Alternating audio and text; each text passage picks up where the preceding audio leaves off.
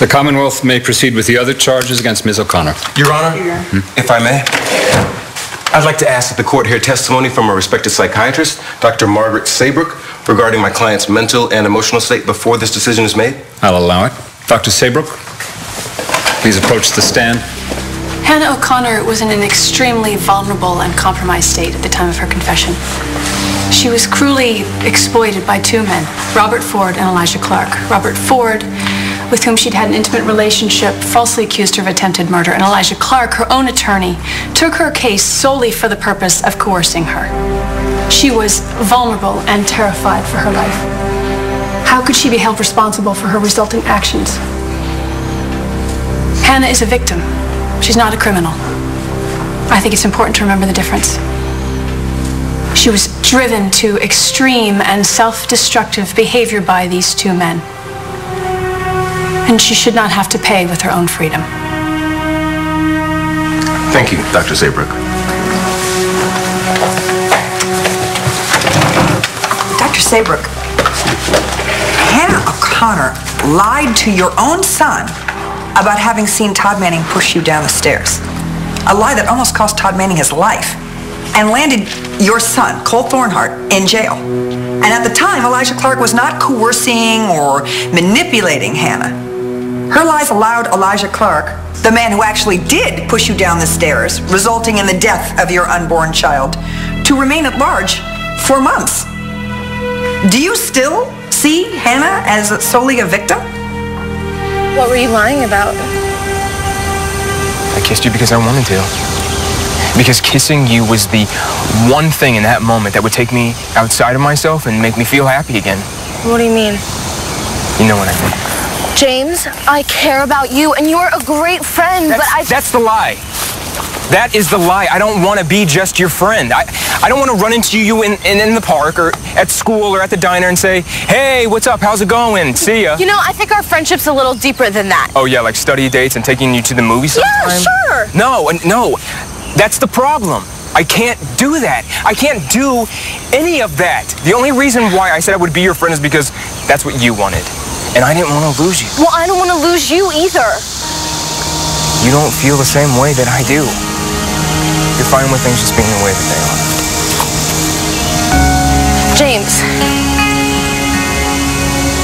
that's not completely true. Rex saw you naked upstairs in your house. It was an accident. I was getting ready to take a bath, and then all of a sudden I heard Rex's voice, which spooked me, so I dropped my towel. That's it? That's it. It was nothing. Really, I mean, I promise you, I have absolutely no interest in Rex. Well, that's good to hear.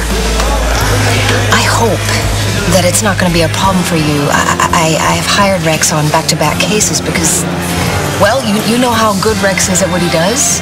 He's the best. Yeah, and I think he's really eager to make some extra cash, to help you out. Oh, that's another thing. I pay my own way. I didn't mean for it to sound that way. Something you might not know about me, but I'm a pretty independent person. I get that sense. I know the tuition can be pretty expensive. Yeah, and I got a grant to help me out on that, a pretty big one, so Rex doesn't have to work for you on my account. I'm not your charity case. No offense, Rex, but I'm a Buchanan. You're not, so it's my responsibility to protect the family, not yours. Okay, it might not be my responsibility, but I feel like I owe it to your dad. Who hired you? Matt. Just give me a name. Sorry, buddy. I can't tell you. Then show me the files you took. The ones that you tried to hide there in your briefcase. What do you have Matthew doing exactly? Buying, selling? No, not quite yet. No, more like photocopying. But hey, you gotta start somewhere. Let's see the files, Rex. I'll tell you what. I will put the files back. Okay? See? No harm, no foul. What do you say? You can forget this thing ever happened?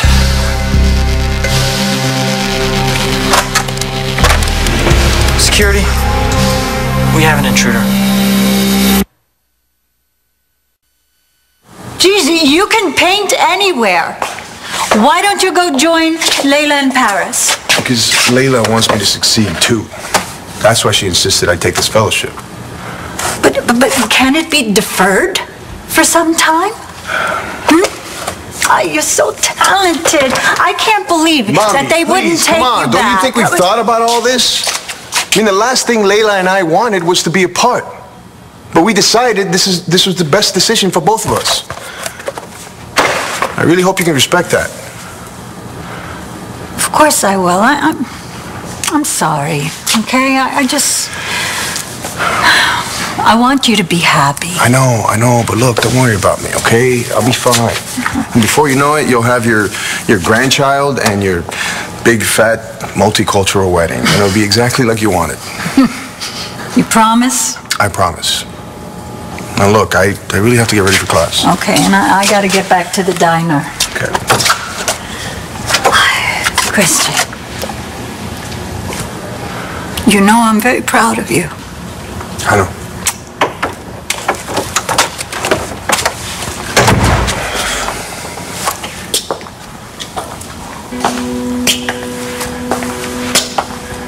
Hey, it's me. I should have known your phone was going to be off. It is the middle of the night in Paris. But I just called to say, I love you. Congratulations on that grant. That is great news. I'm pretty happy about it. I didn't mean to suggest you were a cherry case. Thanks. You know what? I should go. I want to be early for class. Today's my first day. Oh, good luck. Well, I'm glad we got all this sorted out. Me too. Gigi, if you're happy, I'm happy. I don't want you to worry. I have no future plans for Rex. And from what it sounded like earlier, this case could be solved in a minute now. Fingers crossed. Yes.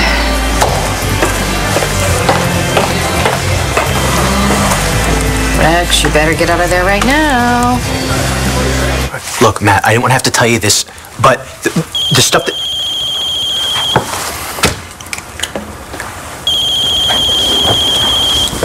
It's for you. Probably your boss. Yeah, I'll call you back. I can take it from here, thank you. Yes, sir. I caught him trying to leave with the company files. I don't know how the heck he got in here, but I caught him red-handed. Good work, son. Should I call my dad at the station? No, white-collar crime, that's FBI, right? Why don't you finish the photocopying, and I'll take it from here. Sure.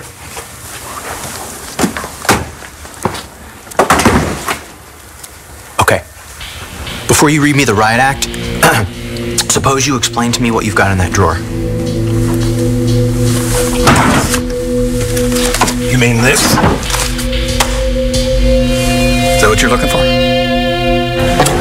I'm sorry Clint had to run out like that. Oh, no. You know, I should be going too. No. Just stick around. So what happened the other day at the palace, your date with Clint? Well, that wasn't a date.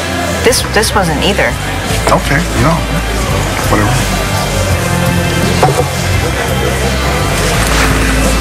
I owe you an apology. Hannah's actions were wrong and had serious consequences, and that is not in question here. But what the court needs to understand is her very real and mitigating circumstances. Which are? Hannah's psyche is very fragile. Your Honor, it has been for quite some time. She suffers from very low self-esteem. Her parents were largely absent during her childhood, and even when they were present, they withheld their affections for even the smallest, slightest infraction.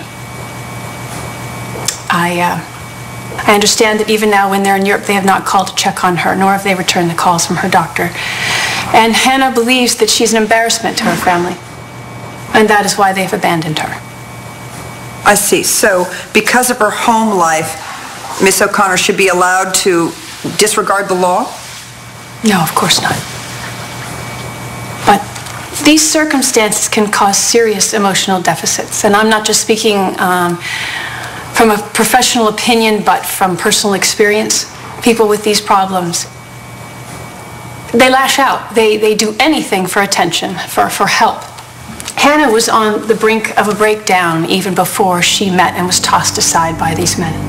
Will, I'm sorry for her, I really am, but she interfered in a criminal investigation, and by that interference, she aided and abetted a murderer.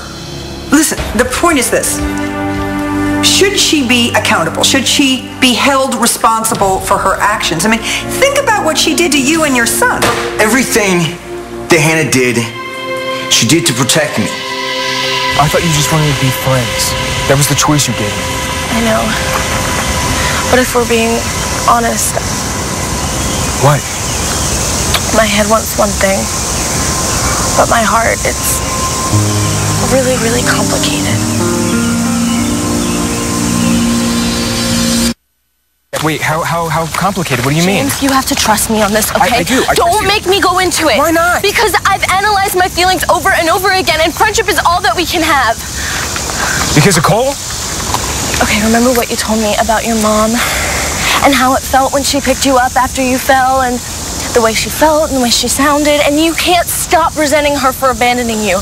And you've said that you've never wanted to come between a child and a mother and a father, and don't you see that if I say that I want something more, that's what'll happen? Star, Hope is my #1 priority. And whatever's happening with us, I love Cole. And I'm committed to him. And who might you be? Cole Thornhart, Your Honor. Dr. Saybrook's my mom. I see, so you're the young man who was mentioned? Well, with your consent, Counselor, I'd like to hear this out.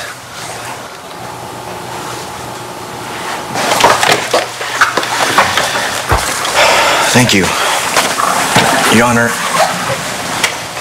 it's true. Hannah tried to cause trouble for Star and me. And, well, she did. But she never meant to hurt me. And you know this how? Because Elijah Clark threatened to kill me if she didn't swallow the bottle of pills. And she did. Your Honor, Hannah could have died. But she put her life on the line to save mine. That's it. Thank you. It's true. I've seen real regret and even heroism coming from Hannah in her attempts to protect my son.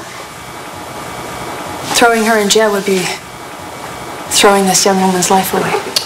This court neither saves nor throws away lives, Miss Saybrook. We're in the business of serving justice. Then I believe justice would be served by releasing Hannah from St. Anne's.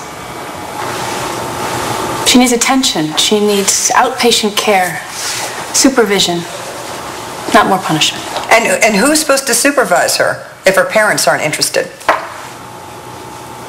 I will.